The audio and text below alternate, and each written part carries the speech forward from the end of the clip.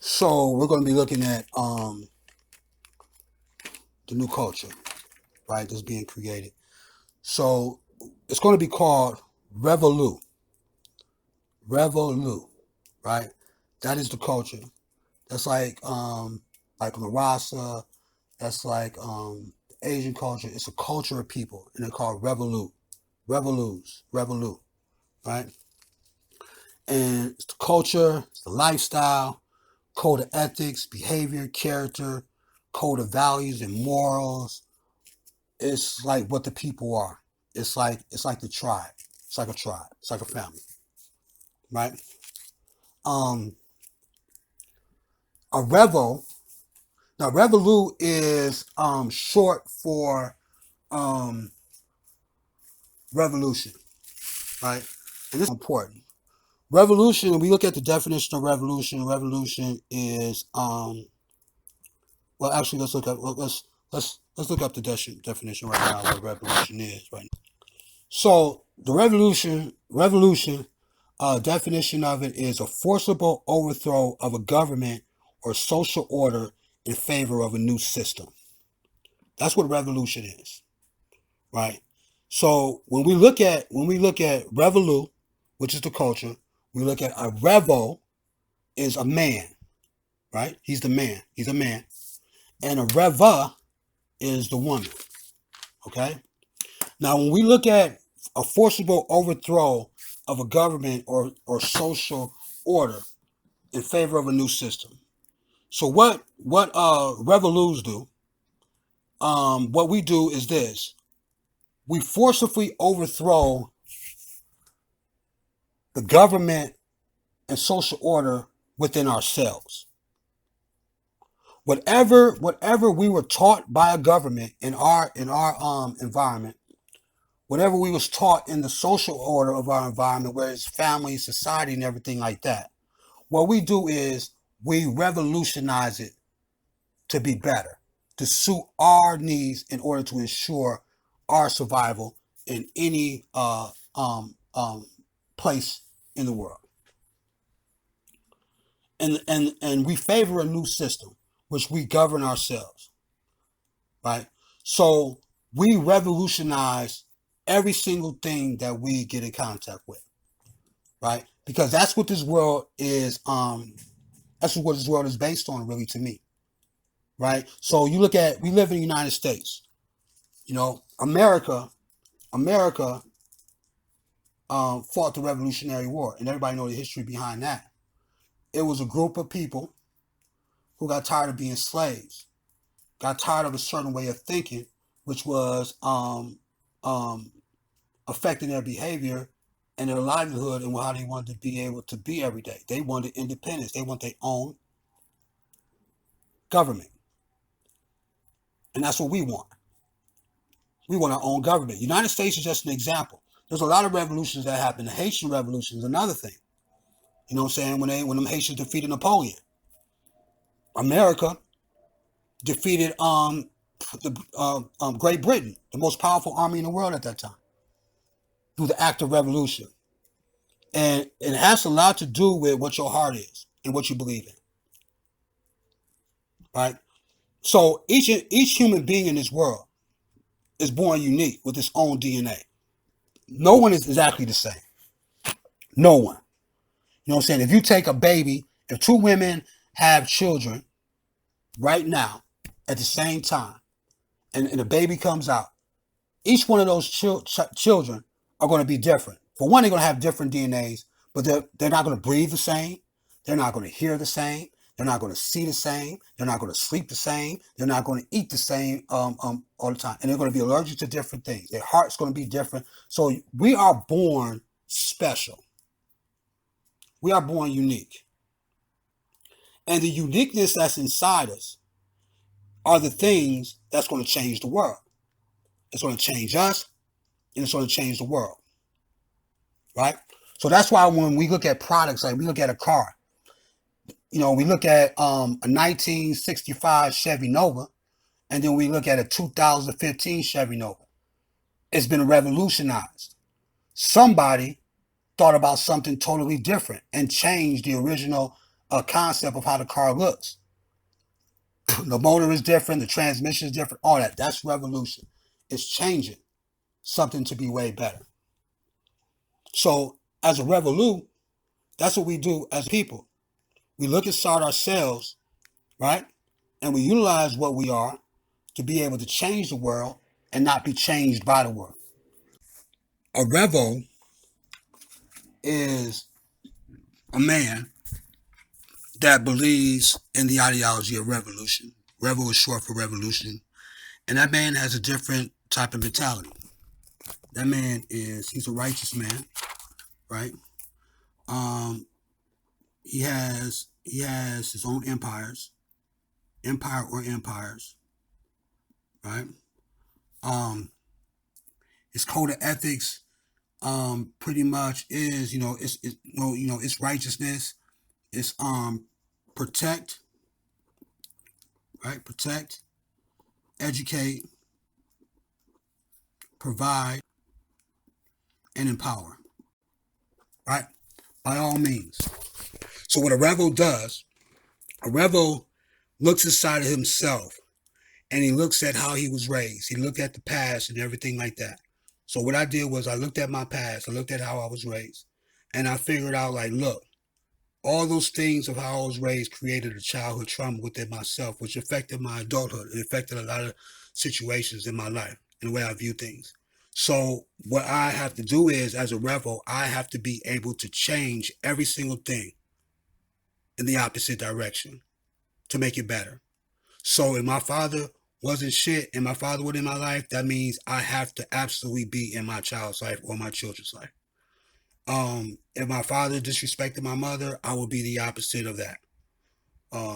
If my father had a job, I would have empires. So I would revolutionize, because what I feel in theory is that the children of our parents, right, we're supposed to be better than them. We're new versions of them. Like, we're a revolutionized version of them. Right? We're like the new sneakers. Last year they had them sneakers, like 20 years ago they had them sneakers. 20 years later, whatever, when we're born or whatever like that, we're a different pair of sneakers. We're not the same. So we're different, right? So we are supposed to be better than our parents. We're supposed to do things that our parents were not able to do, right? And a lot of it is being able to look inside yourself and being able to understand what is it that you know how to do extremely, extremely well. What are your passions in life? And a lot of it is going to be in the arts. We never overlook the arts, because the arts is something that we are born with. For instance, when a baby is born, the baby starts getting in touch with his five senses. So what are the five senses? The five senses is touch, taste, sight, hearing, and smell, right? So one of the biggest things that a baby starts to right out the gate is music. You can have some music playing. Even when women are pregnant, they put the headphones on their stomach.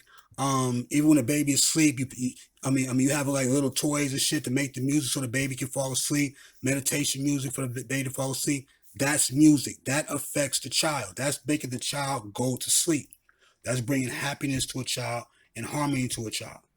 So that's really the first thing that a child really gets, is his hearing when it comes to the arts, right? And then as a child starts to develop, it's going to start messing with crayons. It's going to start writing. So once the child starts to learn how to write and wants to learn how to read, what does that lead to? That leads to literature. That means that child should be able to write books, right? That child should be able to comprehend books. That child should be able to be an artist and paint. Because if you got crayons at a young age and you keep on feeding that crayons, one day the child is going to make a painting. And one day the child is going to make some type of artistic like masterpiece in class or whatever like that. So his literature will be sparked, and his writing, reading, and his use of markers, crayons, and painting will be heightened as well. Also, with the music, with hearing, the child is going to start to learn how to dance on its own. You're not going to teach the child how to dance. The child is going to listen to the music and start reciting the music, right? So reciting the lyrics, which opens up for the child to be able to start writing poetry as well.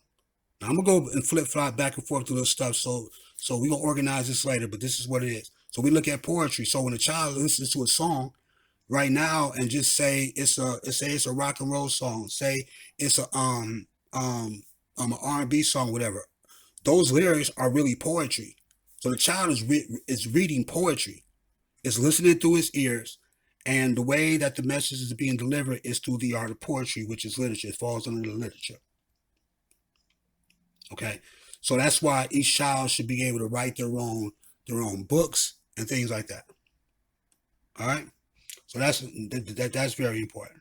So we're just going to look at those things, and then also the child is going to be able to start figuring out what it knows how to do good, and it's the job of the parents to be able to push the child into the direction that they see the child growing in, not the direction that they feel the child should go. See, that's a problem. We can't be like telling the child you should be this and be that.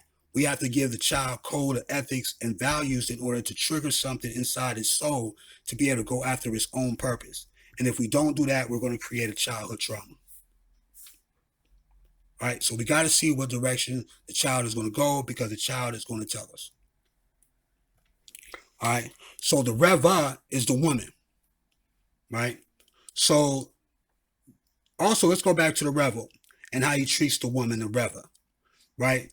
The revel puts his family before himself, right? So before you even create a family, you should really be in tune with who you are as a person, and you should be building your own empires. Jobs and careers are no longer acceptable.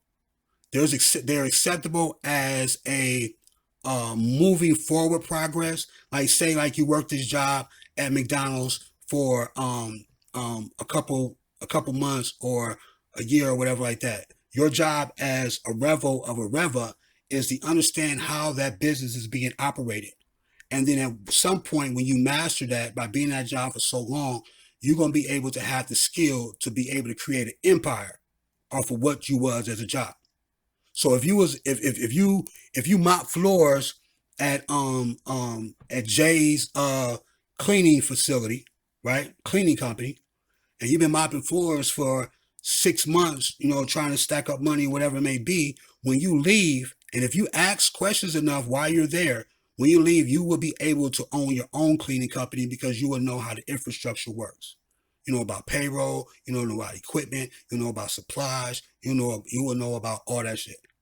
So that becomes an empire for you, a potential empire if you want, right? So as a revel and as a reva, we gotta be able to look at that.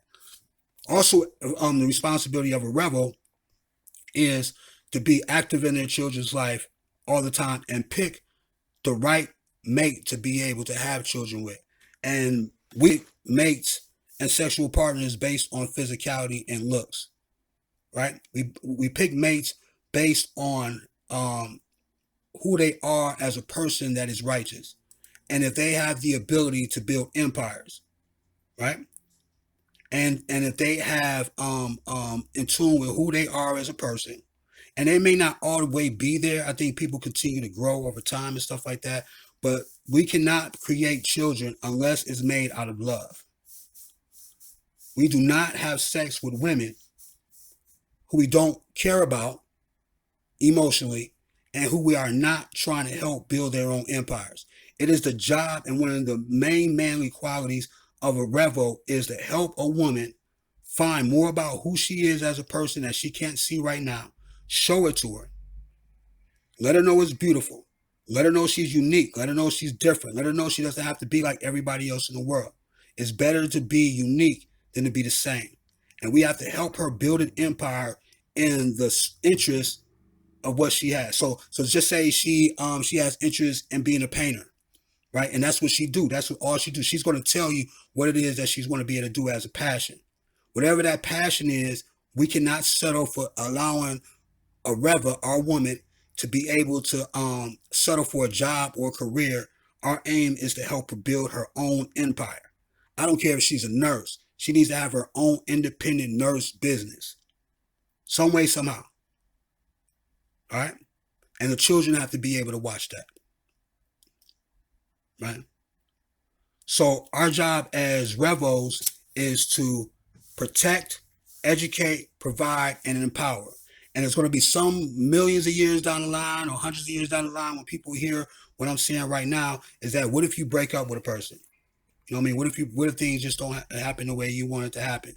It is the job of the Revo and the Reva to support each other, even though they may not be able to be sexually active with each other, even though they may not be able to kick it like that. They should still be able to have a strong form of communication between them, be able to compromise their differences, understand more of their similarities, and do things for the betterment of the children and for themselves.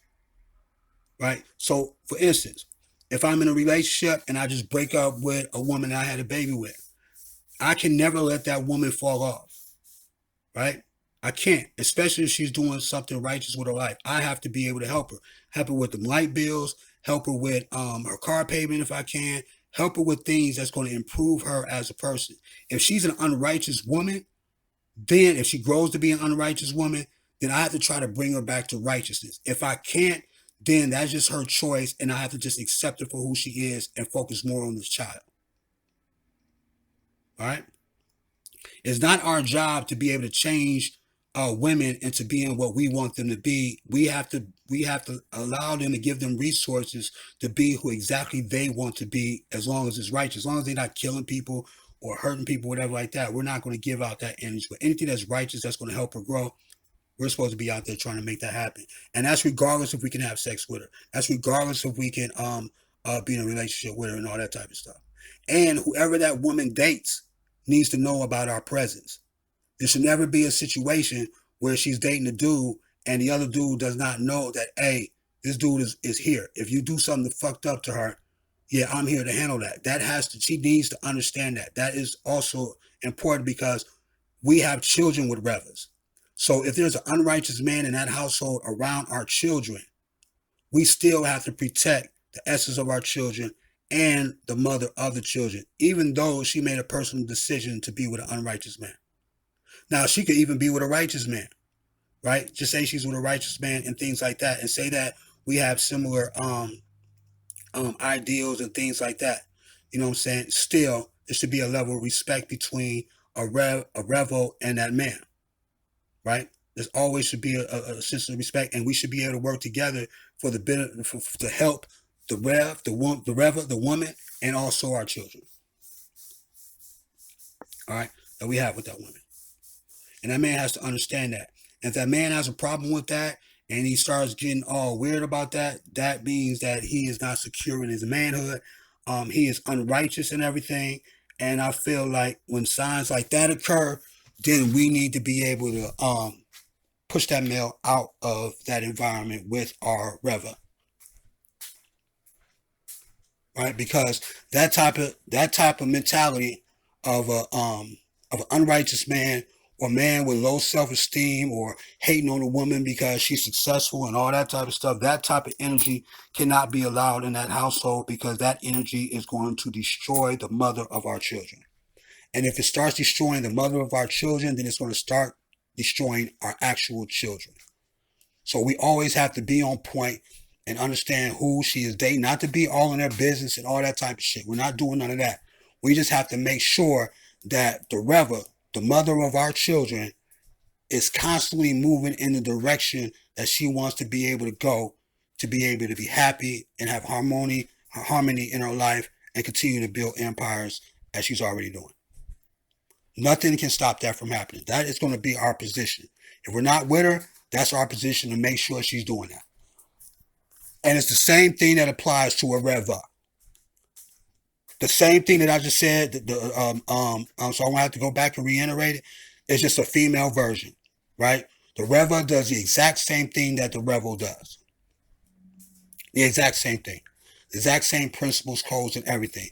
And then as a Revo, right? Say I have a child by a Reva, right? And and the girl that I'm dating and shit, you know what I'm saying? She made have an issue or whatever like that, it does not matter. She has to be able to accept it, especially if I don't have any children by her. The women who have the children are the highest queens in REVOLOU. When you have a child, you become high priority on the hierarchy list of the family tree when you have a child. And especially if that child's been made out of love. That applies to the REVOs. So you never put another female above the woman who's righteous, that is the mother of your child. That's what it is. That right there would heal a lot of children, and that right there will stop a lot of traumas from happening to the children that we create in this world. We have to be able to, rebels have to be able to really respect the woman's mind. It's a practice of ours. We believe that women are queens, not just because it sounds good, but they are intelligent and very, very intellectually sound, very analytical, very loving, very protective, very territorial. Every woman has their own beautiful gifts. They have some weaknesses that need to be worked on, but they have a lot of powerful strengths. And we need to learn how to use those powerful strengths together in union in order to survive in this world, in order to have better in this world. It's not our job as a rebel to change a woman at all. If she's living in an unrighteous lifestyle, we have to be able to talk to her and get her back on the path of righteousness, because something's going on. That has to be understood. And it's the same thing as a rebel, right? A female. If she sees the father of her child stumbling out in the world, needs some help or whatever it may be, she should be doing the exact same thing. She should be uplifting that man regardless of the fact that she's not sleeping with him or not. And that man should be able to respect her for that. And they should have some type of agreement how they're going to be able to work together regardless of who that man is dating at that time. And especially if he don't have no children by the present girlfriend. See, the present girlfriend, could leave tomorrow. The present girlfriend could leave next week. You know what I'm saying? But the mother of the child is forever. That's a commitment forever to the grave. You can have relationships. People have relationships this year, next year, 10 years down the line, 10 days down the line, or whatever. But the responsibility, the relationship to the child and to the mother is forever until the grave. And that's what we believe in. You do not let the mother and father of your children fall off in any kind of way if they're living a righteous lifestyle.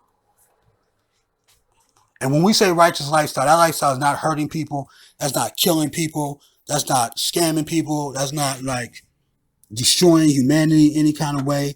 It is, we will know that. It is them pushing towards their mission and goal in life to be able to be successful in whatever they deem to be in a righteous way.